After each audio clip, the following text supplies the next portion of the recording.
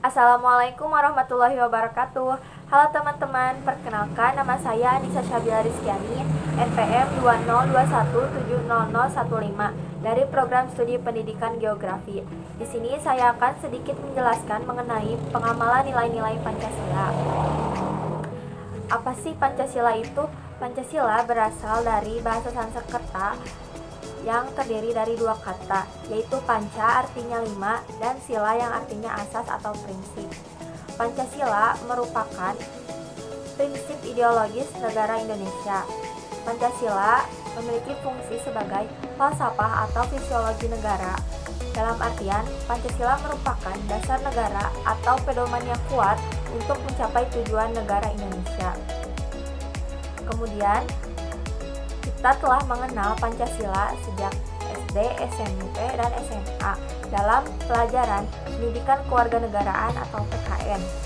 Nah, sekarang di perguruan tinggi juga ada mata kuliah Pendidikan Pancasila. Apa sih pendidikan Pancasila itu? Pendidikan Pancasila merupakan usaha sadar atau terencana untuk mewujudkan suasana belajar dan proses pembelajaran agar mahasiswa mampu mengembangkan potensi dirinya masing-masing, sehingga dapat berkontribusi dalam bermasyarakat, berbangsa, dan bernegara. Urgensi pendidikan Pancasila di perguruan tinggi khususnya agar mahasiswa tidak keluar dari budaya bangsanya sendiri, serta memiliki pedoman penuntun dalam berpikir dan bertindak pada kehidupan sehari-hari yang berlandaskan pada nilai-nilai Pancasila. Nah, setelah mengetahui urgensi dari pendidikan Pancasila, kita dapat melakukan pengamalan nilai-nilai Pancasila. Yang pertama, nilai-nilai ketuhanan yang Maha Esa. Kita mempercayai dan mempunyai keyakinan serta bertakwa kepada Tuhan yang Maha Esa sesuai dengan keyakinan agama kita masing-masing. Di Indonesia sendiri ada berbagai jenis agama, yang misalnya seperti Islam, Katolik, Konghucu, Kristen Protestan, Hindu, Buddha, dan lain-lain. Meskipun berbeda-beda, kita harus tetap menghormati agama lain, terutama dalam beribadah.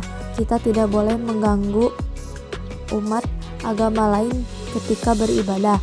Kemudian kita harus mampu meningkatkan toleransi serta bekerja sama antar umat beragama. Yang kedua, nilai-nilai kemanusiaan yang adil dan beradab. Kita harus menjunjung tinggi nilai-nilai kemanusiaan. Karena kita sebagai makhluk hidup yang mempunyai akal yang sempurna yang diciptakan oleh Tuhan, maka kita harus menunjukkan atau mencerminkan sikap kepedulian kita terhadap sesama manusia. Kita harus saling mencintai serta mengasihi antar sesama manusia. Kemudian, mengakui persamaan hak dan kewajiban antar sesama manusia. Yang ketiga, berani membela kebenaran dan keadilan ketika manusia lain sedang tidak mendapatkan hak atau keadilan. Yang ketiga, nilai-nilai persatuan Indonesia. Yang pertama, kita harus menciptakan kedamaian antar sesama suku, ras, agama, maupun budaya. Kemudian kita harus mengutamakan persatuan untuk kepentingan umum daripada kepentingan pribadi, serta menumbuhkan rasa cinta dan bangga terhadap tanah air. Yang keempat, nilai-nilai kerakyatan yang dipimpin oleh hikmat kebijaksanaan dalam permusyawaratan perwakilan.